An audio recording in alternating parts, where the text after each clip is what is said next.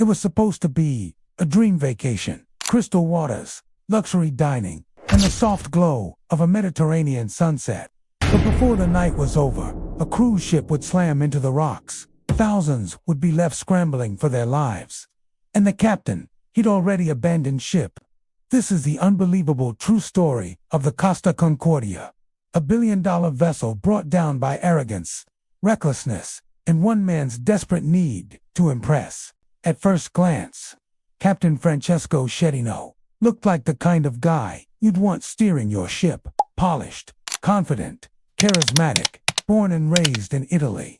He had the swagger of someone who thought he was the main character in every room he walked into, especially on a ship the size of a floating city. He wasn't just any captain. He was in charge of the Costa Concordia, a massive, luxurious cruise liner that regularly sailed the sparkling coasts of the Mediterranean, with over 4,000 passengers and crew on board at any given time. This wasn't some little boat. This was a beast of a ship. And Francesco, he treated it like his personal stage. But behind that sharp uniform and movie star grin, there were red flags. Crew members whispered about his shortcuts, his ego, and his need to impress.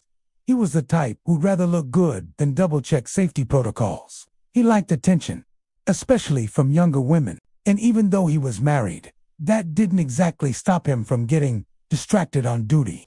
Still, nobody saw what was coming next, because on one cold January night in 2012, Captain Francesco would make a decision that would shatter lives, sink a billion-dollar ship, and turn his name into a global disgrace.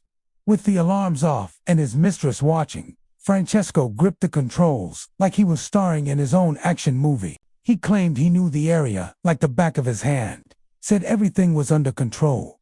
But there was one major problem. He forgot his reading glasses. That's right, the captain of a $500 million cruise ship, responsible for thousands of lives. Couldn't he read his own navigation instruments? And instead of grabbing his glasses, he just squinted through the blur and hoped for the best. Maybe he didn't want to look weak.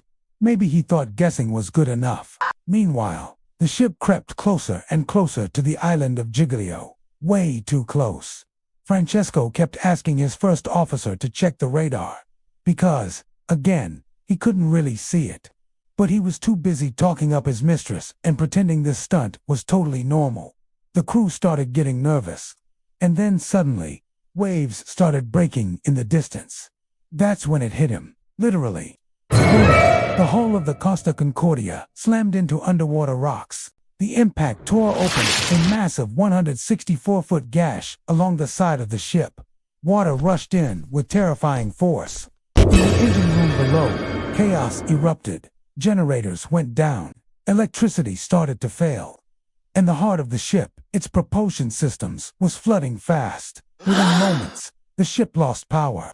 The lights flickered out. Elevators froze. Passengers were left in total darkness, stranded in hallways and cabins. And as thousands tried to figure out what had just happened, the ship began to tilt. Slowly at first, then more aggressively. Panic was setting in. And upstairs on the bridge, Francesco wasn't taking charge. He was freezing, staring, realizing this wasn't just a bad stunt gone wrong. This was the beginning of a catastrophe.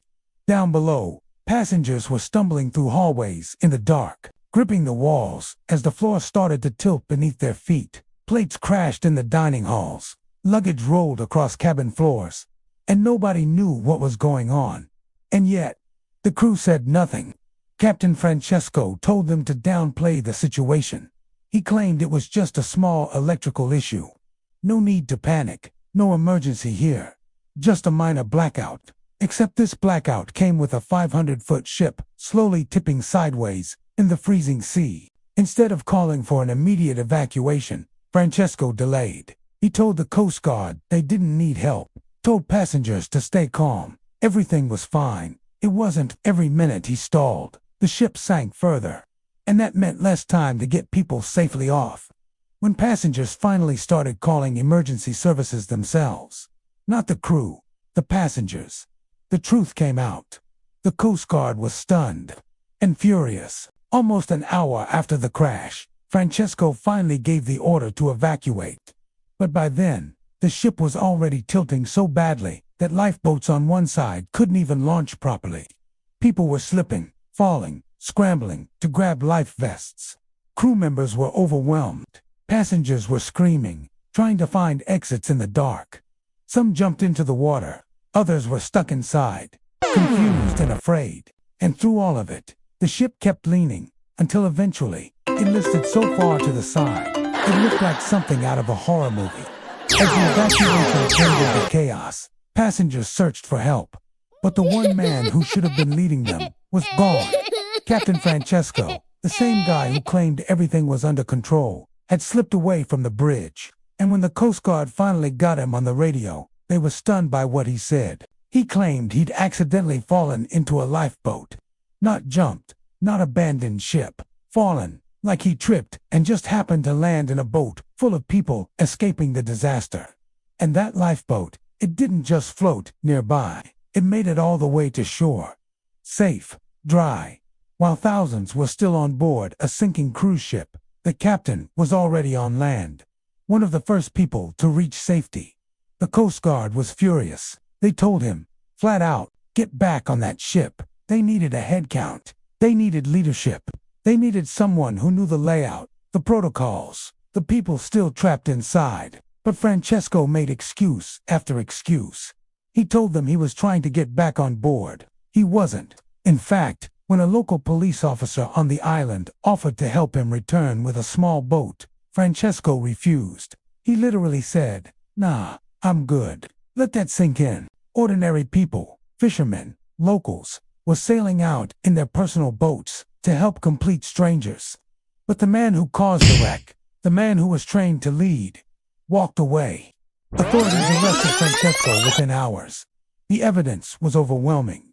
Crew testimonies, audio recordings, radar logs.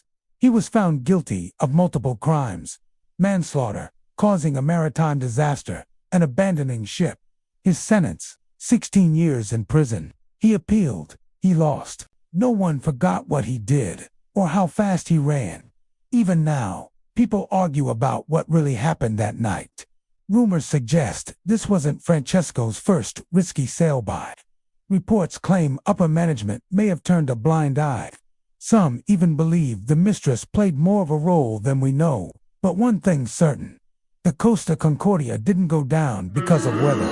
It wasn't sabotage. It was one man's decision.